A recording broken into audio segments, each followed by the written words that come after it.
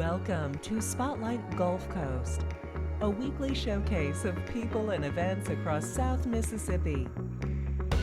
Sponsored by the IP Casino Resort and Spa, Mississippi Power Company, Gulf Sales and Supply, and Butch Osterlet Autoplex.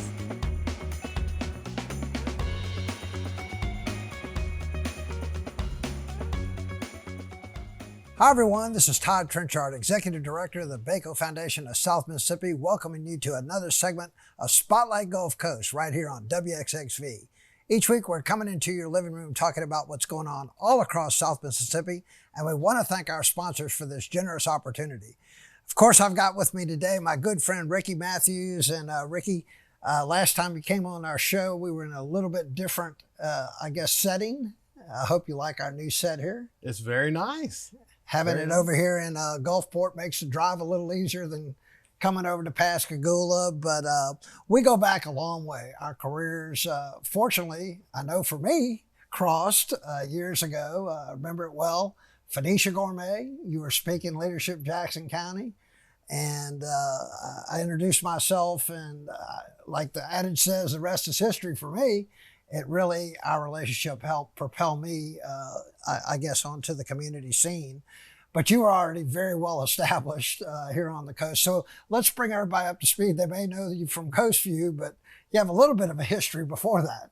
Yeah, I was at the Sun Herald for 27 years, believe it or not. It's amazing that so much time passed. Left there in 2009. I was a president publisher at the time, and went to Mobile to be president of the Alabama Media Group, with responsibilities for Birmingham, Huntsville, Mobile, and other digital assets. And had a great run there for the Newhouse organization. And then they asked me to go to New Orleans to be publisher of the Times-Picayune and NOLA.com and president of NOLA Media Group, and I did that. And then became Southeast president for sort of the region for that company. And then in 2016, I retired. And it was really good. But after about 5 years of retirement, I had an opportunity to do this show on the coast that became Coast View for Super Talk radio. And I thought about it for a few months. I wasn't sure I wanted to do something because I liked retirement. Right. I consider myself still retired, Todd, but this show's been a real gift. I've had over 700 conversations since we started a little over 2 years ago. And it's been a great opportunity to be able to celebrate coastal Mississippi. And it's been a real gift to me. I really enjoy connecting, and this has been a great opportunity to be able to do that.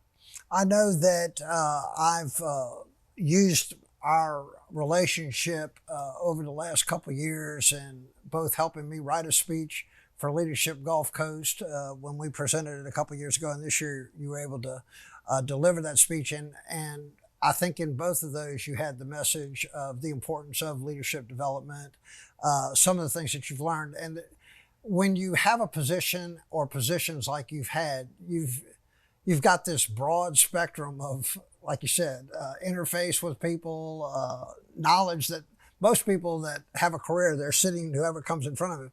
We've been able to travel the region, see different points of view, and all that comes into place. I want to talk a little bit about Katrina. Obviously, Katrina was an opportunity in a lot of ways, and you got to see it from really a little different perspective than the average bear. Yeah. Well, I had the opportunity as publisher of the newspaper that was ground zero for the worst natural disaster in American history. It creates opportunities for you to lead both the newspaper and in the community. And I worked very closely with Haley Barbour the week after the storm to host the first meeting that became the Governor's Commission on Recovery, Rebuilding, and Renewal. And you fast forward and you look back on that now, it's probably one of the most important things that ever happened. We may never see another leader like Haley Barbour in the aftermath of Katrina, and what he did to give us the ability to be able to come back. It meant incredible, enormous billions of dollars of assistance from the federal government.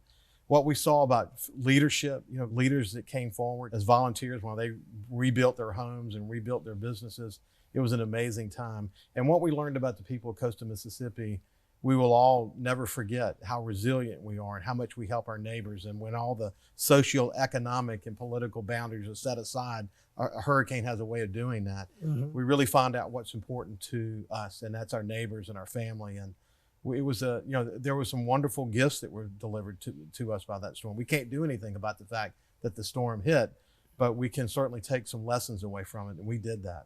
I had the honor of writing the foreword to Haley's book on the storm, America's Great Storm, and that book is a great telling of what it took to pull this off, and it's probably one of the most substantial recovery efforts ever accomplished in maybe world history, for that matter, but certainly in American history. I know that, from that, leadership development became even more important because you had those that stepped up, the Anthony Topazis that were on the front page or, doing those things. But there were a lot of younger leaders that were looking up. I remember I was just starting my career. I was watching Jerry, St. Pei, and some of them and what they were doing. And before you know it, you're morphing into those positions. And it makes you a stronger community because you had that disaster and these people stepping up. Maybe people didn't realize they had that opportunity. It was amazing, actually.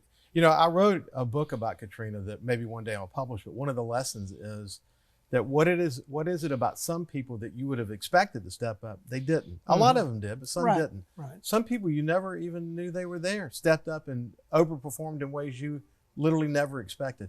We learned a lot about community leadership and selfless leadership in the wake of Katrina. And development, leadership development, we always knew it was important, but we got to see firsthand why it was important. We had over 1,000 people engaged in the governor's commission at one moment. I mean, just think about that for a minute. The amount of partnerships that arose out of that, and the amount of work to write the plan. Literally wrote a book that informed Governor Barber in his efforts in Washington about what our infrastructure needs were going to be, et cetera. The work that we see in Biloxi as we speak, replacing sewage and water lines and all that's a direct derivative of the work that we did after Hurricane Katrina to help the federal government understand that we had a massive rebuilding effort to do. That's the same thing they're going to go through in Florida now in the aftermath of Hurricane Ian. So, it was. You don't have to reinvent the wheel. They could look at what we did. And I think they are doing some of the things. Yeah, they're going to learn some powerful lessons because they had a lot of experience with hurricanes, et cetera, but not one on this scale. I heard over 300,000 homes that were damaged by Hurricane Ian. Think about that for a second. So they've got their work cut out for them for sure. They do. And, again, ours continues to go on. I mean, we have some issues that developed today that we would not have seen maybe 17 years ago. And, I know that you're able to continue hearing that voice through your radio show. I hear it on this TV show. And I think that it's just sort of neat to be able to kick around that perspective. We're going to take a short commercial break. We're going to come back. I want to talk a little bit more about that recovery effort and what maybe Florida could learn, some of your, high points. So don't touch that remote. We'll be right back.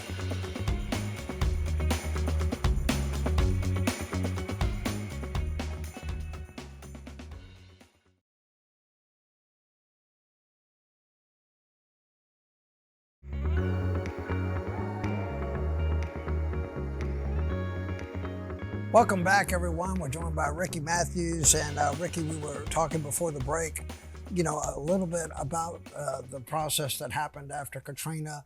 A lot of good things came from that, but there was also some things that maybe didn't work. And I know that you've probably thought in your head, well, we could have done this, or how do you look at stuff like that in hindsight, armchair quarterback, looking back? I think, well, first of all, just in general, as we discussed, the recovery effort was enormously successful when you consider where coastal Mississippi is relative to where they used to be. And there was a mantra that drove a lot of our efforts, and that was build back bigger and better. One of the things about build back bigger and better was that the bridges needed to be stronger and higher. You saw what happened to our bridges during Hurricane Katrina. In order for us to be resilient as a set of communities, we needed to build into our infrastructure the ability to withstand the next storm. And when Hurricane Zeta, that was a pretty significant storm for coastal Mississippi. It was. But look back and think how quickly we bounced back from that. That's what resiliency is, the ability to bounce back. I think in the wake of the storm, we're still super concerned, even today, about changes in the flood program. I mean, we've got a whole new iteration of that we're having to deal with today. The average coastian doesn't fully appreciate where that's headed, and that we may need someone to intermediate to try to make sure that what we're going to do is not going to destroy coastal communities across America. The issue around wind coverage is still very much an issue here in coastal Mississippi. Mm-hmm. I think our wind pool that was created after Hurricane Katrina is really a best practice and positions us to be successful. But ultimately, how's this all going to play out? You mentioned Hurricane Ian. If you think about the wake of Hurricane Ian, it was a lot like, the impact was a lot like coastal Mississippi. Areas of that section of Florida flooded that had never had flood before. Mm-hmm. And they, as a result, they didn't have flood insurance. So we're talking about potentially hundreds of thousands of homes that will soon discover that they don't have coverage to help them bounce back. The governor put a lot of things in place to help us deal with that. It would be interesting to see if they're able to do that. But the issue of the flood insurance program and how immediately it's going to affect Florida, and then in the future, as they begin to get their arms around this new rating 2.0 is what FEMA calls it, how that's going to impact their ability to recover in the future and the cost of insurance. The insurance markets in Florida in general were teetering on kind of disaster prior to Hurricane Ian. What happens now? And what's going to be the reverberation to coastal Mississippi? We've got to find answers. And I still think we've done well in Mississippi trying to understand it, but we still don't know as a nation how we're going to deal with major disasters. Right. Now, one of the things that comes to mind, certainly whenever talking to you, is the change in media and how it's presented. I've heard it called fake news. I've heard it called whatever you want to call it. But this Facebook world, it's instantaneous.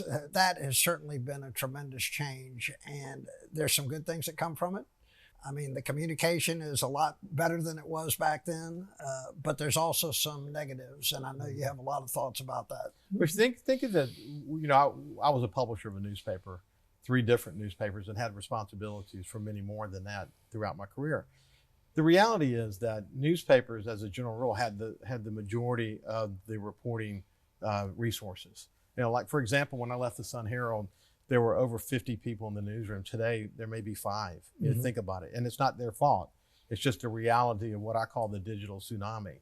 People now, everyone has a smartphone in their hand, and that changes the way they receive news and information. So, I was involved in some at the time, controversial efforts in the digital realm, but I think now people look back on it and they realize that what my company was trying to do is really kind of head this off at the pass and find a way to make collecting local news, financially viable. Mm-hmm. And that's been a real struggle for the industry. I think all media has been impacted by this. I mean, the truth is people get their news and information in different ways now than they used to. Social media, it's made it too easy to share fake news and false news and incorrect and misinformation. And it's driven by an algorithm that is driven by artificial intelligence, machine learning. They don't have human beings that are deciding what you get in your news feed. Mm-hmm. You're ultimately deciding what's in your news feed based on what you interact with. And so it feeds you more information similar to what you want to see. Right. So it makes it appear that everyone in your news feed agrees with you. That's not a good place to be. Right. How do you hold accountable a community without an editorial board? I mean, we used to always talk about that. Yeah. And y'all did have that editorial board that met and would publish, whether you liked it, disagree with it, it made you at least look at something. Today, it's all over the place. Who's holding our community accountable? I think, the newspaper editorial board played a unique role in those days. But today, I think it's a combination of WXXV and WLOX and mm-hmm. Super Talk Mississippi News and Coast U, the show that I do. Mm-hmm. And the way that we can go about collectively holding politicians accountable. The Sun Herald still does, given the resources they have to their disposal, still does as good a job as they can under the circumstances. But instead of it sort of being centralized, because the newspaper editorial board and editorial page had such a strong standing in the community, it's just shared now. And we all have to sort of share that responsibility and make sure that those in the public eye are held accountable, and that there's always, the sunlight's an amazing thing. It's important for the democracy. It's important that we provide information to people so they can choose for themselves what they want to support and what they don't want to support. And we need news collection in this community that continues to do that. And it's different, but we can still be successful, because success still today is not on the national scale. That's where there's too much noise on the national scale. Right. It's with local news. It's in providing people the stuff that's important to them about their kids' school and their local governments and all of that. That's all that we have to continue to focus on that. Coast View, my show, it has a little role in all of that. And I think we all have a role in all of that. Coast View has been a great forum. I did not think that you would be here a couple of years later. I think when you originally started out, you said, well, I'm going to try this. But I think there's nobody more perfectly suited for it. I mean, you were able to, in the first month, have that shock and awe with all the guests in a row, that, everybody had wanted to hear from. But now you're sort of in a groove of where you're rotating around the whole entire state. And, it's been a blessing. We have no shortage of guests. We don't have any guests who say no. They trust me to have a respectful conversation, and we're not trying to be political or controversial. We're trying to reflect on great leadership and the commitment that leaders in this, especially in the private sector, but certainly in the public sector too, have to this community, and celebrate that. And it's been a gift for me, and I hope it's been a gift to the community for those who pay attention to the show. A lot of positive feedback. And again, over 700 conversations. It's really, I hope, making a difference. Hold it right there. We're going to take a short commercial break with Ricky Mathews. We'll be right back.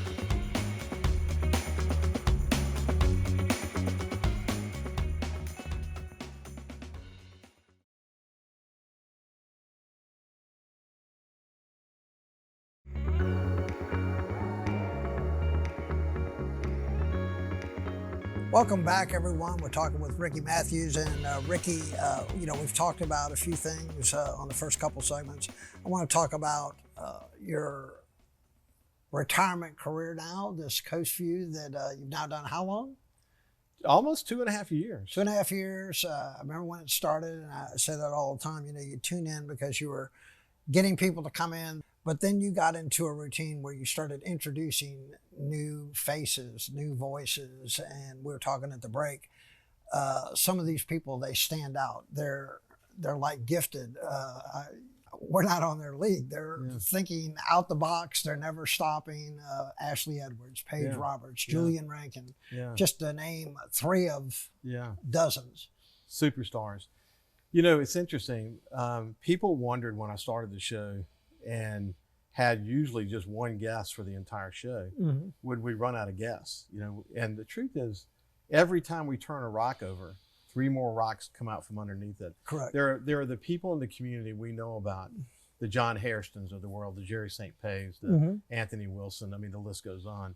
But there are a collected number of others that we don't know about that are just doing incredible work in the trenches. And I like talking about the stars and talking to the stars in this community that are giving back in enormous ways, but I also like talking to and introducing people that you would never have realized were making such a major contribution.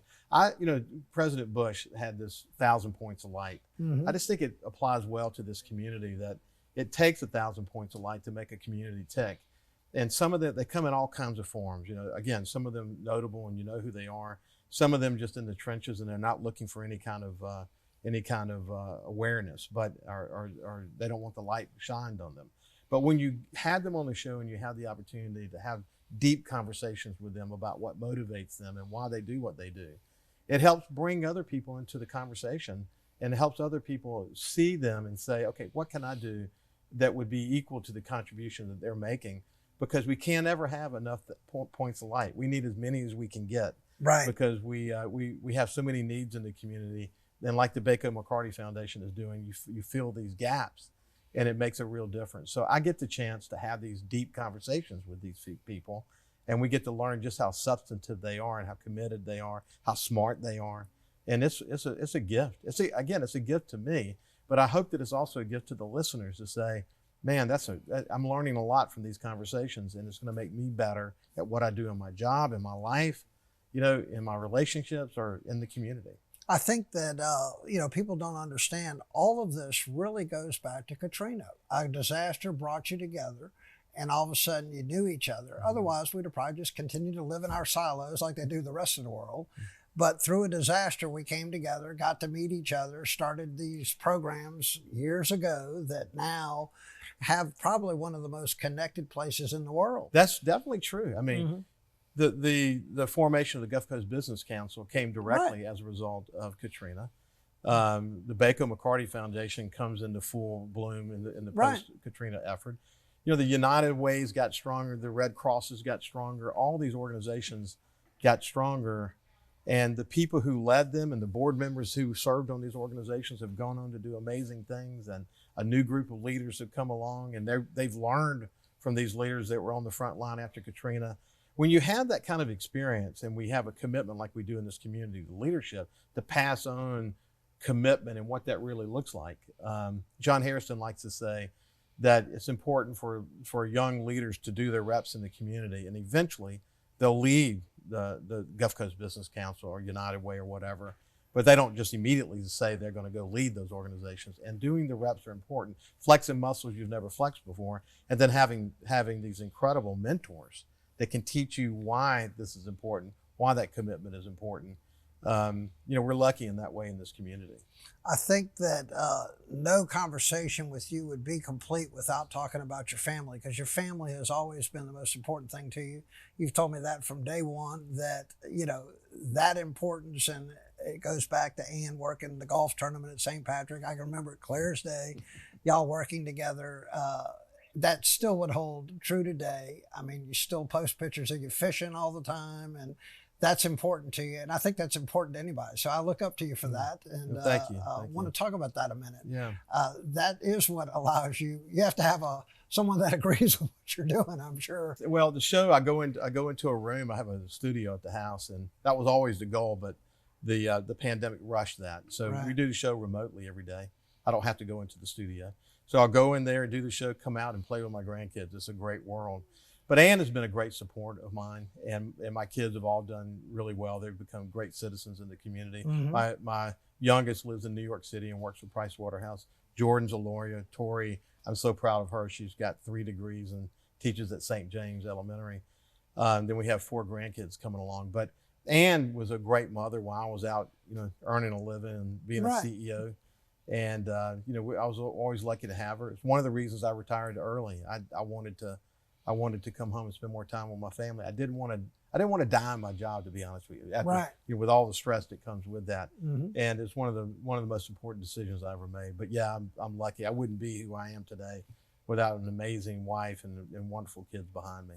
We were talking just last night through a text, and I think you were seeing a piece on me in the 25 years, and you were saying how it challenged you in a lot of ways with your health, and, you know, to be a leader and be there for family by eating right, by working out, by and I think that's becoming more and more important to a lot of us, that you know, sometimes that stress world can really take the bite out. But Todd, see, to me, what's so amazing about your story is how many times you had to ask for a second and third and fourth and fifth and 40th chance. I mean, think about that for a minute. A lot of people give up on people the second and third and fourth time, but then, you know, the 40th time to a rehab facility, and then look where you are today. The fact that you're willing to put that out there and tell that story is a clarion call to everyone. Never give up on anyone. The other lesson that's kind of, you know, it's embedded in there is this sense of setting goals. And once you found yourself in sobriety, you had to get through day 1, and then you had to get through day 2, and then week, and then months, and then now years have gone by. That's true with any goal that you set for yourself, whether it's working out and trying to be healthy, or eating right, or you know, whatever it might be. So you're a testament on so many levels. But I think the most powerful message is don't give up on someone. You're a testament to not giving up on someone.